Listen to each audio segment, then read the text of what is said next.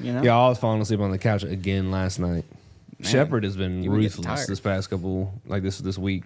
I put him down. He'll go down fine, but 2 o'clock in the morning, I'm getting kicked in the face. Oh. You gotta. I've heard a parenting technique. Bo woke that up you kick screaming your children in the and chest. Bad name, or not bad name, bad dream, and he's like, there was a volcano and it erupted and there was lava everywhere. I was like, I had the all freakiest right, dream of my entire life I can last see night. how that can be scary. Okay, Yeah. it really freaked me out. Okay, like I woke up distraught and had to go check on Banner. Okay, Tell us. but and here's what's funny. Okay, so we're in my parents' backyard. None of y'all were there, but Dustin was. Makes no sense. Dustin and Rick were there, and Dustin's sitting in a lawn chair, and the rest of my family's behind me, like Bailey and everybody else on my side of the family. And then Rick is sitting in a lawn chair, and there's like a baby alligator that is crawling towards Dustin like very slowly, and Rick just got the biggest kick out of it. Okay. And so Rick is just like, hey, Dustin. So keep in mind all of this. Last night, Bailey sent me a video, I'll show you all after, of Banner walking. So Banner's been kind of walking. That was on my mind, right? Banner's walking towards all three of us as this is happening. Rick is getting the biggest kick out of this alligator crawling close to Dustin. When Dustin finally sees the alligator, he jumps up. Well, the alligator pounces, ends up, like, alligators don't pounce. Yeah. So Definitely not. That's scary itself in the dream. That's scary. And it freaking gets Banner, okay? Half of my son is in this baby alligator. I see his legs, and that's it. And I turn around and nobody's doing a freaking thing. So I jump and like, you know that scene in King Kong where he gets the like dinosaur and he just like rips his jaw, like breaks it? You know? Well, that's what I did to get my son out of this alligator. And he like looked fine, which isn't realistic, but looked completely okay. His face was really red and he would like barely open his eyes. And I'm like looking around at everybody and they're all like, he's fine. And I go ballistic on everybody. And I was like, no, I'm taking him to the ER. And everyone's yelling at me like I'm crazy. Bailey wouldn't let me put Banner in the car seat so I could take him to the ER. You should have known this was a dream. Yeah, You should have I known know. this was a dream. From that moment, I should have known. But so I hop in my single cab truck and I'm holding Banner like a football. And I drive. Is it to be real time? Be real. I'm hopping in my truck, holding Banner like a football. And I haul to the ER. And then I woke Your up. leg. My leg. I want to get everyone. Stopped mid-sentence. There we go. Yeah, to do be real. But you got to be real about it. But yeah, so I woke up distraught and literally checked on my son, like woke him up and checked on him because that's how real of a So dream we're supposed to it interpret felt. this dream right now, or? Yeah, what does that mean? Somebody tell me what But that means. I do have a question. Do y'all have a dream that just appeared, like just something that the same dream, I guess, Yes. a reoccurring dream? You do? I did as a kid. I mean, do you mind sharing it? Yeah. You do mine? No, I don't. It's Oh. just always like college or high school. I'm playing like football. Oh, jeez. And like I can't move. Like I'm really good. I'm That's the worst. supposed to be a good Yeah, player, but I feel like I can't move my legs, and then it'll like shift to me being chased by somebody, and I can't run away. I get caught, Every time? and I die. Oh my gosh. Yeah. Do you wake up? Do you have a Yeah, recurring it's the same dream. Do you wake up like right after that Yeah, every time? Every time. I don't know what happens after. I don't have a reoccurring dream really. At one point I think I did, but I can't even remember what it was. But I would have a reoccurring feeling in my dreams that I was falling and I was gonna die. Like I fell off a building. I was either pushed or like People I die just from that, right? Like I tripped. Like Literally. it's- I don't know. It's weird. That's and then wild. I'd wake up like And then you're just there. Not to stress you out or anything. You like wake up like people die from what? So Like- here's my thing. How do they know that You study? dream you're falling off a building. Like How do they know that study? Because I've Well, heard that, like, but I don't know how we can statistically So- like actually figure that out. I don't know. But I've heard I- Like they It say, was if a- you're falling in a dream, You can die. and you don't wake up before you hit the ground, you die. I don't know about Can I that. tell you thought it was something? like That's a- what I've been told multiple Inception? times. But I'm like, how do you Nobody know? knows that. That's my thing. Is how do you scientifically would prove you- that? Exactly. How do you know the because dream? They'd be dead. There's no way. Yeah. So when That's I real. when I was a How do you wake kid- up and you're like, death? When I was a kid, I'll let y'all know I in heaven used if to I die from sleep on my stomach, and my face would be like buried in my Oh, pillow. yes. So I would have dreams I was suffocating, Oh and my at the last minute, gosh. I'd like push myself up. It was the freakiest Oh, dream. no. Yep. So I did any trained of y'all- myself to sleep on my side. So did any of y'all sleepwalk? No. I did. No. I did. One time I almost And peed in my I house. had the same dream every single time I slept walk. That's what's wild. And here's y'all are gonna make fun of the dream so hard. Okay, imagine you are in all white nothingness. It's just white everywhere. Like, have you seen like cartoons like that? It's just white everywhere. Okay, what's so funny about that? I don't know. Okay, Come on, Zach. yeah, explain it, Zach. Tell the class. It's just funny how you're just the way you're describing it. So we're in a room with all white nothingness. Okay, there is a red ball at the top of the room. Okay, Bro, that your red dreams are- ball. It's weird. This was when I was a kid. I haven't slept walked since I was like 12. Okay, but every single time, what would happen was I would be deathly scared of that red ball. Don't know why. When that red ball hit the ground, I was so scared that I woke up. And every time I woke up, it was to my dad screaming in my face because he was trying to wake me up because I was sleepwalking. That's dangerous. And it happened consistently Wait. for like from the time I was You're not like, supposed to just wake up. I mean, it happened. I don't remember. I would just wake up. But like my entire childhood up until like middle school, I slept walk. And I could never figure out how to stop it. I would go spend the night at friends' houses, and luckily it never happened. But like if I was home or at my grandparents' house, it happened, and I never know why. But that was the dream that happened every time. Why? So in my don't dream, know. I don't know But you're why. not There's supposed something to- we should figure that out. No, You're why not do supposed you? to wake up a sleepwalker Why because not? it's dangerous. Yeah, I don't know why. I've been told that but- too, but every time it was my dad screaming in my face, and my mom was wiping my face with a wet rag. She was trying to do it the calm way, and my dad was like, "No, wake up!" I would sleepwalk as a kid, and I would. So, fun fact: I was a clingy child. I did not ever want to leave my parents ever, and I'm the baby of the family, so like kind of makes sense. But I would sleep on my parents' floor a lot. Like I would make my mom would make a pallet, that's what she called it, and she'd put like 3 blankets down, and then like I would sleep on it and have like 2 more blankets on top of me because I get cold easy. And I remember this as a kid, but I also remember how to build them. And I would build them in my sleep.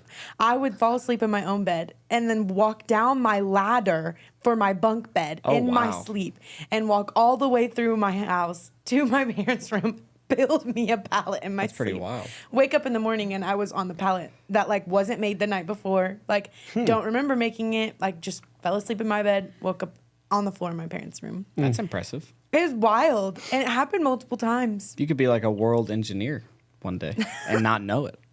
All in my sleep. Fortnite Imagine. builder. Yeah, Fortnite. Last week of Authority. Oh. tough questions. but Tough it was- That's what we questions. talked We're about. talking about. We were talking about, how do we honor horrible or ungodly authority, and this was a tough one for me. This is, I joked with as soon as I said, "You ever read something in the Bible and you're like, God, why'd you say that? Yeah. Like, why did I have to read this? Don't tell me. Because what now know I have about to myself. now I'm supposed to do something about it, right? Yeah, That's don't how- tell me something that I don't like about myself. Yeah. But this is how we're supposed to that's how we're supposed to read the Bible. We read it and we respond to it Yeah. by doing what it says, right? And so when it's saying you're supposed to honor authority, and when Peter's writing, I took mine through the lens of Peter's writing. Like that was Nero, and Nero is this evil emperor of Rome, killed a ton of Christians, and so like Peter's writing to the Christians saying, look, you're supposed to honor authority. Yeah. And so that was kind of the premise of our conversation was, how do we honor this authority? And my points were, hold on to what's right. So submission and even rebellion is right, because Peter, before he wrote First Peter, in Acts, we read about him rebelling against the Sanhedrin, who told him, "Hey, they're like, stop talking about Jesus. Yeah. Like the things that you're saying is spreading throughout Jerusalem. This is not acceptable." And they're like, "Stop talking, or we'll harm you." And he's like, "Look." The first time he's like, "I'll let you be the judge on who I'm supposed to listen to, either God or man." Yeah. And then the second time he's like, "Look, I'm listening to God, not man." And so, there's a time when rebellion is. That's not when you're upset with your parents. All right, just because they give you a rule that you don't like. It's when It's when someone is trying to tell you something that goes against what God's word tells you to do. And then it was the other part was hold your tongue. I struggle with that. And then hold on to God, and that is entrusting yourself to Him when life is unfair. Yeah. Well, I kind of took the approach of like my 3 points. It was honor by not reciprocating. So if you have horrible authority, why would you go and do what that horrible authority? Like, if you think they're horrible, don't do what you think is horrible from them, kind of thing. So you honor by not reciprocating. I put honor by obeying, and then in parentheses, as long as it follows God's word. And then the last one was honor by loving. And really, so for the reciprocating part is like, there are some people in our world, and it kind of plays into the last point as well of loving, but there are some people in our world that they just don't have love in their life. And so we sit here and we wonder, like, it kind of goes back to the statement of why do you expect non-Christians to act like a Christian kind of thing. And so it goes back to, if they don't have love in their homes or in their life at all, why are you expecting them to be this happy-go-lucky, loving person whenever they have authority over you kind of thing? And for the middle schooler specifically, I made the joke that if they do have a job, they're breaking child labor laws because you're not 15. But I said, like, one day you're going to have a boss. And hate saying it, like, you got to go and make a paycheck. That's just what's going to happen, is you are factually going to have somebody in your life that you're not going to agree with, that you're probably going to have to work under at some point. And I use an example. One of my bosses, he was gay, but he was rejected from his entire family and kicked out. So how do you think he treated everybody when he showed up to work every day? Is he always told everybody they weren't good enough. He always told everybody he didn't care what they did, like, just do what I tell you to do kind of thing. And it's because he didn't have love in his life, because his entire family rejected him and kicked him out. And so he didn't treat anybody with love. And so does that mean since somebody hated me, I should go and dish that out to somebody else? No, not at all. We don't need to do that. We show them love.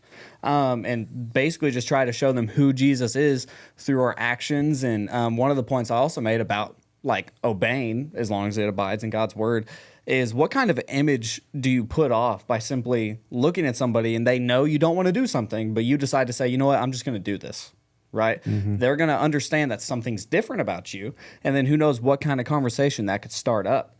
Because here's what I would say. If you live your life, you're going to have a job one day that you're probably not going to like to do something. And you can live your life slaving away at doing something you don't want to do, or you could look at it from the perspective of, I'm going to serve every day. And that changes your life from slaving to serving in an instant, just from simply trying to say, I want to be like Jesus and I want to show everybody love. Yeah, and the Bible even talks about like when someone's asking something of you or having you do something, it's not that you do what they said, you go above and beyond that, right? Yeah. You're supposed to take that next step in obedience and in sacrifice, and that's not an easy thing to do. No, it definitely isn't. Like, and I talk about how whenever I worked at Reno Swim and Slide, there were two cleanups that nobody ever wanted to do as a lifeguard, and it was nobody wanted to clean the girls' bathroom and nobody wanted to take out the trash. And hate saying it, I would say sometimes, I don't know, they're pretty neck and neck. Girls' bathroom was actually way worse than cleaning the boys' bathroom for some reason. But trash was also awful because it was like, for some reason, kids would go, like, they would take their kids into the bathroom to change them, but they would bring the diaper out of the bathroom and throw it away in the trash that were outside. And so then you had to take all that out. What, Zach, you want to go do it? What? Why are you laughing, Zach? Keep telling your story. Okay. But so what I decided to do whenever I was in high school and a little bit into college, whenever I was still a lifeguard, is it was just known that if Briar was on shift, you put Briar on trash. And I hated it, honestly, because there were some days where it was like I'd pick up a trash bag and pull it out of the trash can, and it was like juice is rolling down my leg of all this nastiness. And it was disgusting. But after a while, I just finally knew. I was like, nobody on shift ever wants to do this cleanup. And so I just finally decided I'm going to do this. And it wasn't fun. It was pretty disgusting. After a while, I felt like I had a good system, though, to do it well, because I did it every day that I worked. But everybody else at the pool knew, and they were happy that if I was working, that they knew they didn't have to do that, because they knew I was going to do that.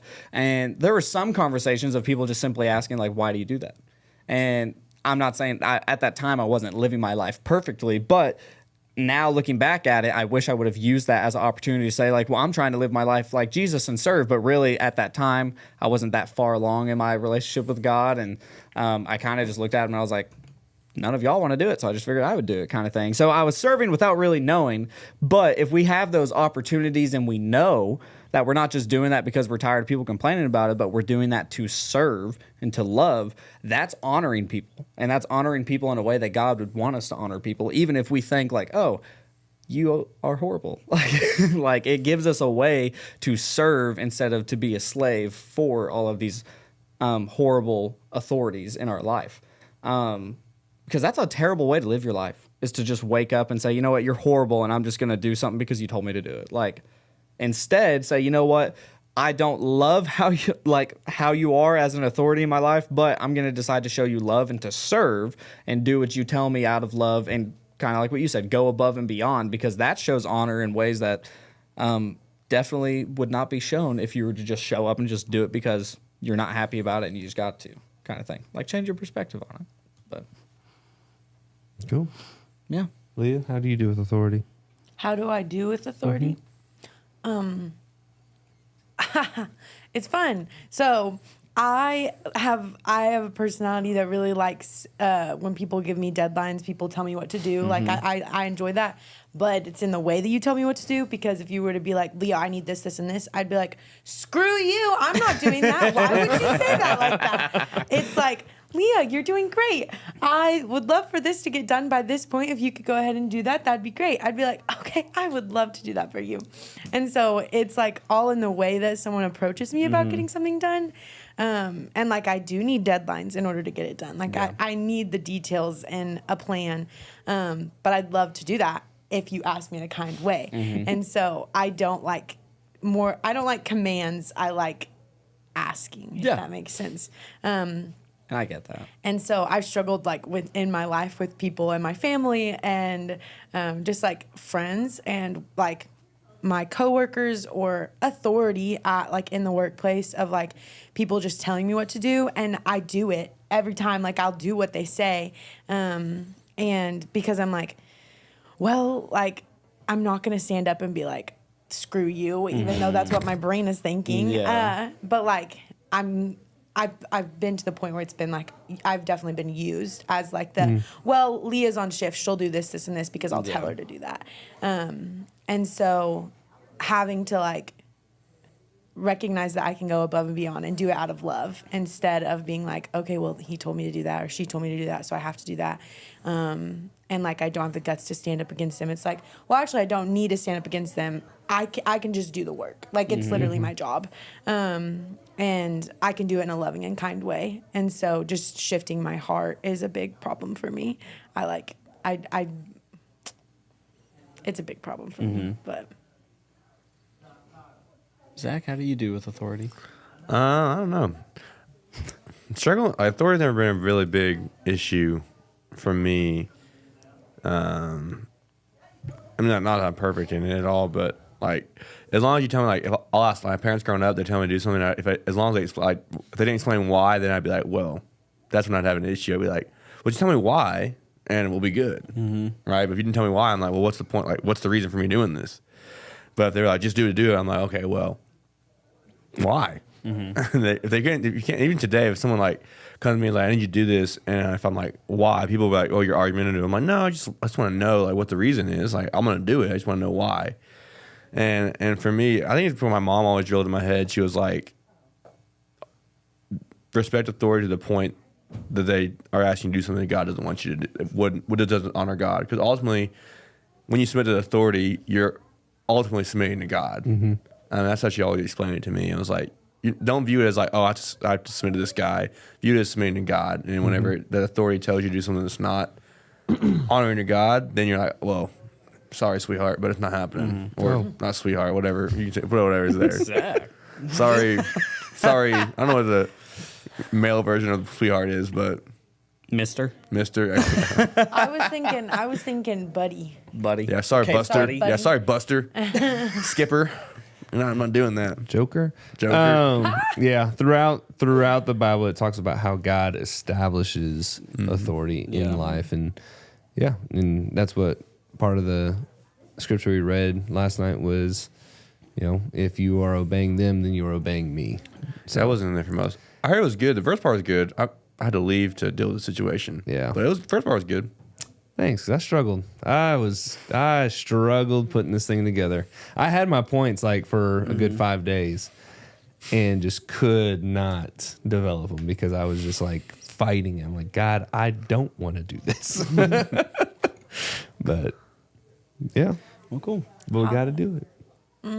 Pursuit of Happiness coming up. Pursuit of Bro, happiness. the bumper. I love the bumper. It's a good one. It's a vibe. I haven't seen it I yet. like it. It makes It's just it makes the you happy. sun. It's like. Oh, not like that. Sounds really weird. Clip that. Cool. But it's like that face. He's like whistling. He's It like is walking. a- It's like he's whistling. He's whistling. You look Keep like clipping me it. in 7th grade. That's exactly. I was like, oh, you got the duck face and everything. Yes, exactly. like- That's what I was thinking. He's whistling. It's like the sun. It's like the sun that's walking, like whistling and doing a peace sign. Yeah. I I think literally it's a used to make vibe. that face. Word. Me and Bailey would make that face together, and we would have 3D glasses with the I guess 5th grade, with the lens poked out. And So then it was just glasses, duct like the tape skeleton right of here. glasses. That needs to be a thumbnail. Yeah. Of me doing that. We can all just do it real. Yeah. Okay, look at the camera. You gotta lean in. 1, 2, 3. Cute. All right. Well, Peace bye. out.